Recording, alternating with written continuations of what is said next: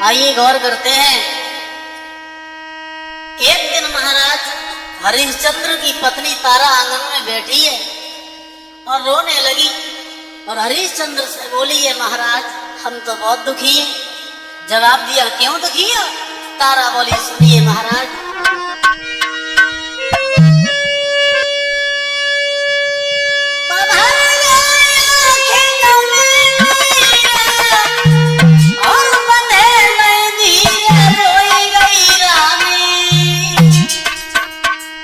संतान के घर में सैया हुई रही है बदनामी।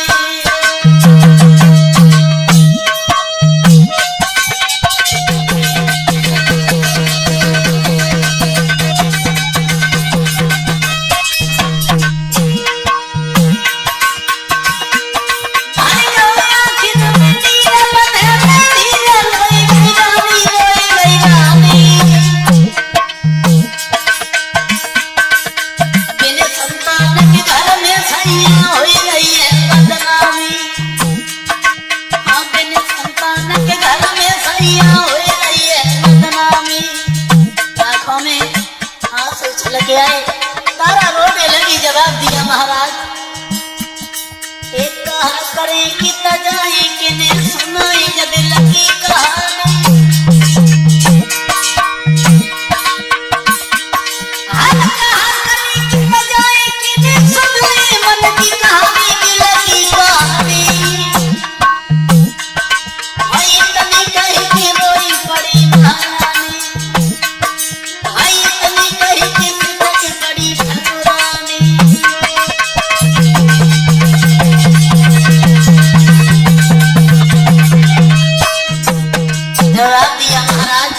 इसी बात की चिंता में हरे सब रात नींद नहीं आती है,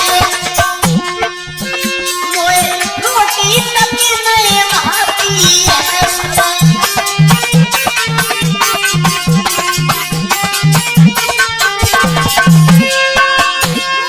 मोटे तलक नहीं आती है, रानी घर में मिल जाती है।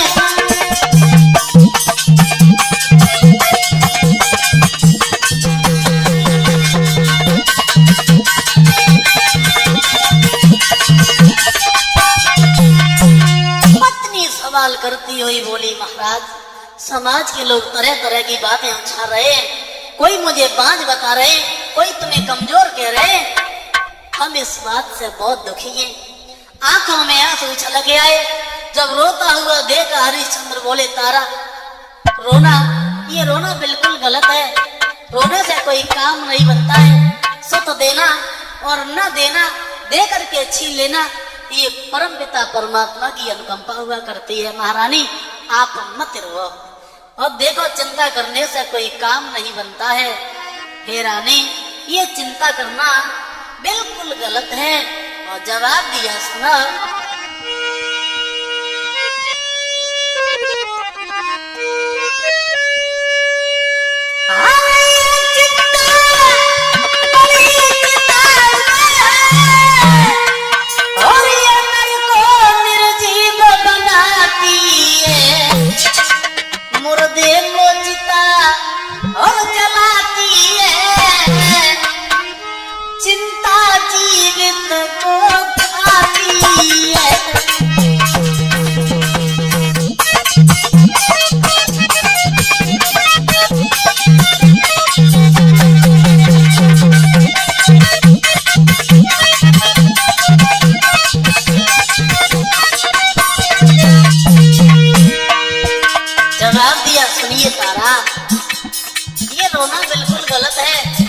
क्योंकि चिंता करने से कोई काम नहीं बनता है। और समझाते हुए बोले, ये महाराज हरिश्चंद्र, तारा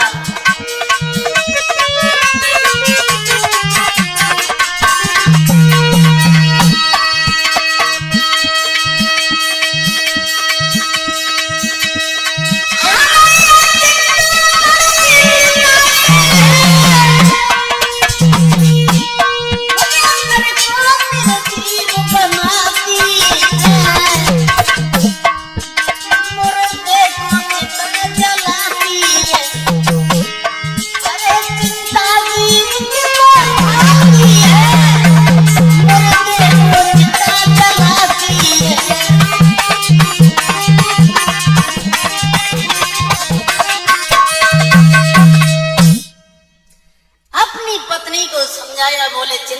सोचना बिल्कुल गलत है। चिंता करने से कोई काम नहीं बनता है। पत्नी को समझाने के बाद आज हरिश्चंद्र महाराज वहां से चले और घर से बाहर जब चले हैं तो बैठ के बहुत रोए। अकस्मात वरुण का आना हो गया।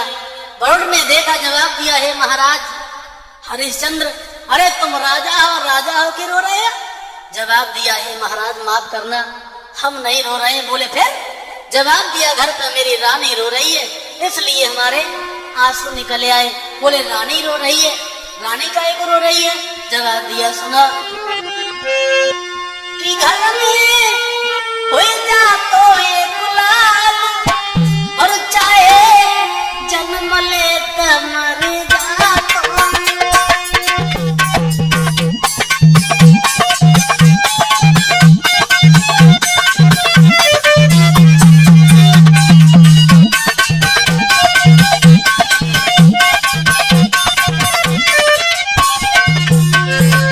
जवाब दिया, महाराज हमारे घर पे मेरी रानी रो रही है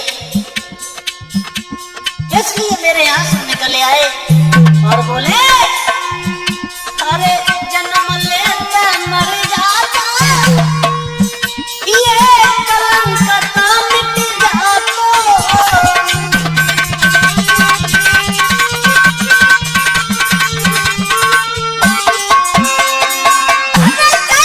जन्म लेता मर जाता, ये कलंक तो मिट जाता। सुख बिना जीवन है बेहाल, चाहे जन्म लेता मर जाता।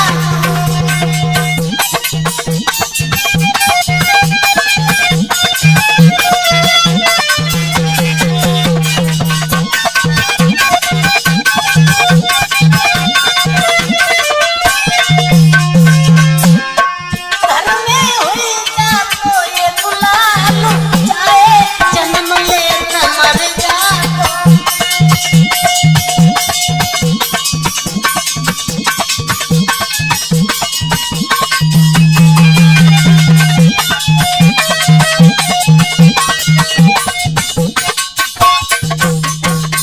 जवाब दिया, सुनिए महाराज, घर पे हमारी पत्नी रो रही है इसलिए आंसू निकले आए। बोले पत्नी क्यों रो रही है? बोले मेरी पत्नी की इच्छा है कि घर में एक लड़का हो जाए, चाहे जन्म लेने के बाद में तुरंत मर जाए, कोई मतलब नहीं। वरुण ने यही वाली बात पकड़ ली। बोले जवाब दिया, सुनो लड़का हो जाए और होने के बाद में मर जाए, तुम रोगे तो नहीं? हरिश्चंद्र बोले हम क्यों रोएंगे महाराज? वरुण देव ने बोला, सुनो लड़का हो जाएगा, उसको दे करके खूब खुशियां मना लेना, अंत में उसी बच्चे को मेरे यज्ञ पे चढ़ा देना। मंजूर है? बिना सोचे बेचारे हरिश्चंद्र ने हामी भर दी। बोले ठीक है महाराज। हरिश्चंद्र वापस घर पे लौटे आए। धीरे धीरे समय बीता तो वरुण देव की कृपा से घर पे लड़का ने जन्म लिया। और जब लड़का ने घर पे जन्म लिया है, उसी बच्चे की खुशी में मंजीत भैया जब लड़का घर में हुआ, अरे आंगन में बजी बधाई,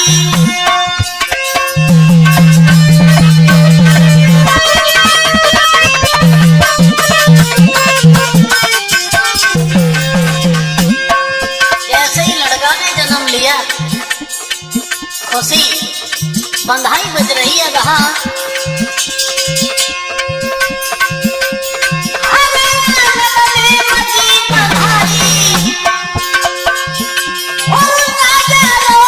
खुशी मनाई, लेकिन उसी खुशी में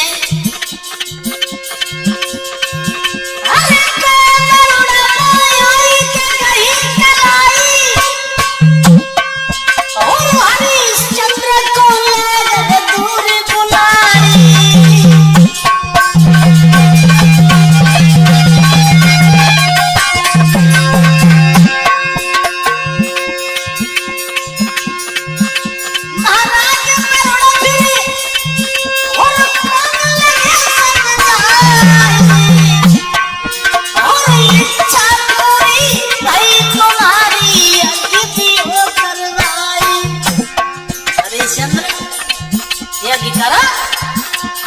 जवाब दिया, सुना महाराज, केवल 15 दिन की माना यज्ञ हम करे तुम्हारो है, केवल 15 दिन की माना यज्ञ हम करे तुम्हारो है।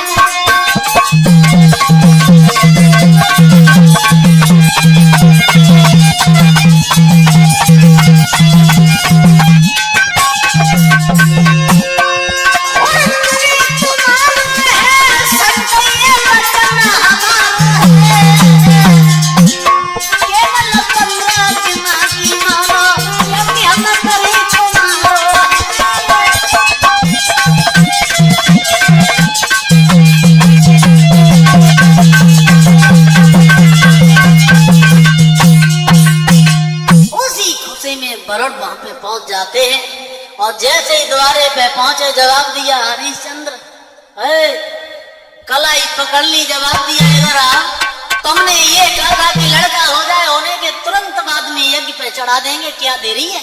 हरिश्चंद्र बोले महाराज अभी लड़का यज्ञ पे चढ़ाने के लायक नहीं है, अभी तो बहुत छोटा है। बोले महाराज 15 दिन के बाद में आना, तब में अपना यज्ञ करेंगे। बरड़देव वापस लौट गए, 15 दिन के बाद में आए, जवाब दिया हे महाराज हरिश्चंद्र अब क्या देरी है, यज्ञ करो। हरिश्चंद्र बोले महाराज अभी थोड़े दिन और रुक जाओ, बच्चे के दांत जमे आएंगे तब आपका यज्ञ करेंगे। फिर लौट गए बरड़, जब बच्चे के दांत निकले आए बरड़ फिर आ गए द्वारे पे, हरिश्चंद्र आपने जो बात कही थी वो भूल गए, बच्चे के दांत भी जमे आए हुए, अब क्या देरी है, यज्ञ करो।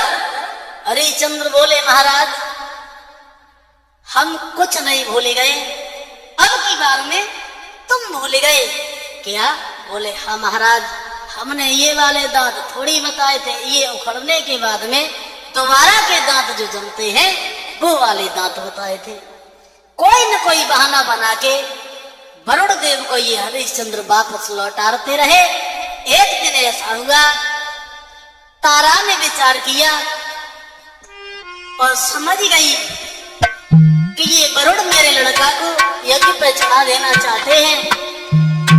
इसी डर की वजह आधी रात के समय अपने पुत्र को पास में बुलाया, जवाब दिया रोहितास तुम्हें नहीं मालूम है बेटा, वरुण तुम्हें यज्ञ पे चढ़ा देना चाहते हैं, इसलिए एक काम करो।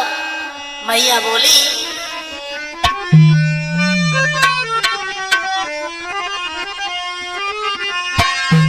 अरे भज जाइयो रोहितास लौट के कबहू नगर पे आइयो रे।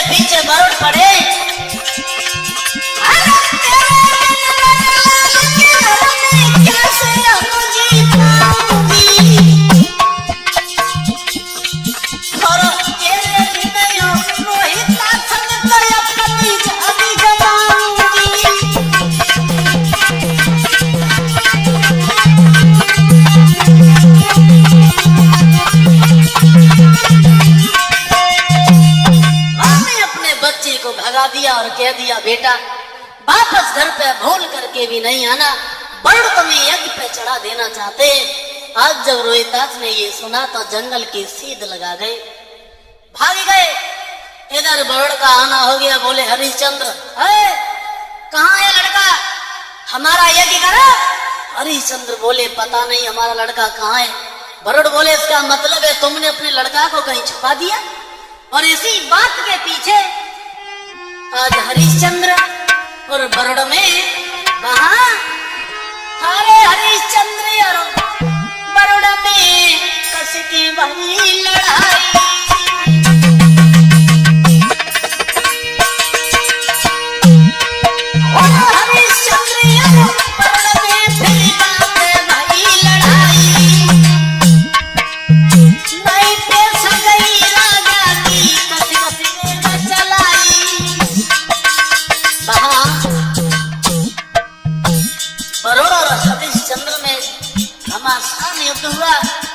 हुआ ऐसा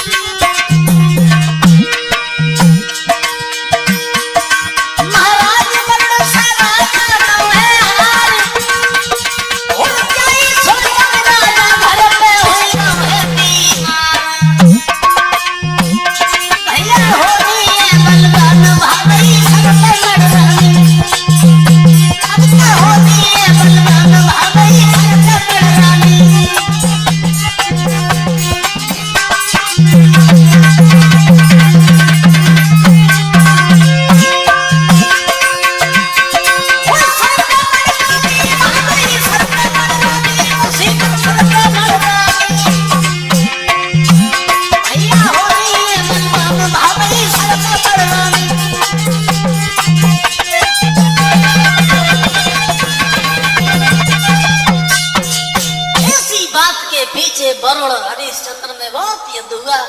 वरुण देव से हरिश्चंद्र हारे गए। जब हारे गए तो राजा को बीमारी हो गई, इन्हें कुष्ठ रोग हो गया। इधर जब राजा बीमार पड़ गया, उधर रोहितास जंगल में बिलख रहा है, भूखों से तड़प रहा है, सोच रहा है कैसी है ये मेरी जिंदगी। कहने को मैं राजा के लड़का है, लेकिन ये कैसी है मेरी जिंदगी। एक पेड़ के नीचे बैठ गया, आंखों में आंसू भर के रोने लगा, सोचने लगा ये कैसी है जिंदगानी। वहां विचार कर रहा है रोहितास, ये कैसी है जिंदगानी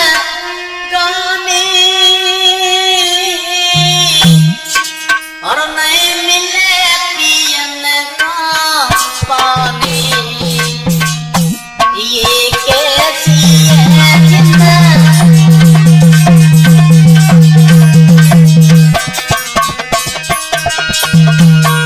रोने लगा रोहितास, विचार कर रहा है कहने के लिए राजा के लड़का है, लेकिन कैसा है मेरा जीवन।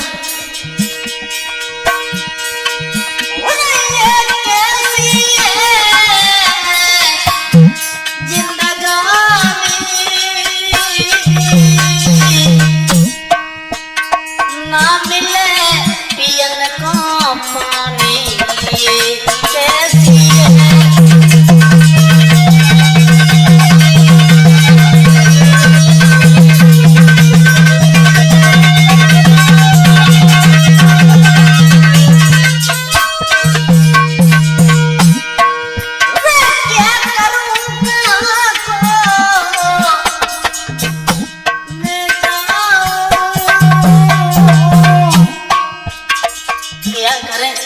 अपने मन की बात कैसे बताएं, क्या करूं कहाँ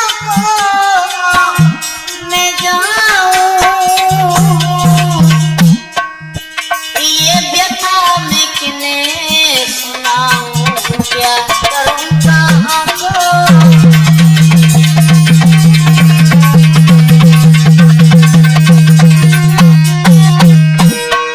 विचार कर रहे हैं। माँ घर पे रो रही है, क्या गुजर रही होगी माँ के ऊपर, याद करके रो रहा है रोहितास। अरे धर्मवती होई रे महतारी,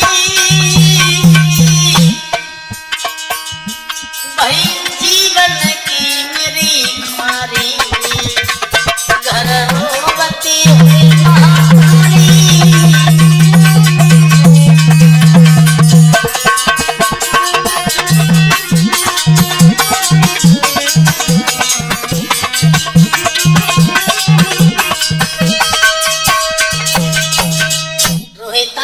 पर बैठा रो रहा है, अकस्मात वहां पर विश्वामित्र के बहनोई पहुंच जाते हैं। अजीगत ब्राह्मण बोले, क्यों रो रहे हैं रोहितास? जवाब दिया, है महाराज, वरुण हमारे पीछे पड़े हैं, वो हमें मार देना चाहते हैं।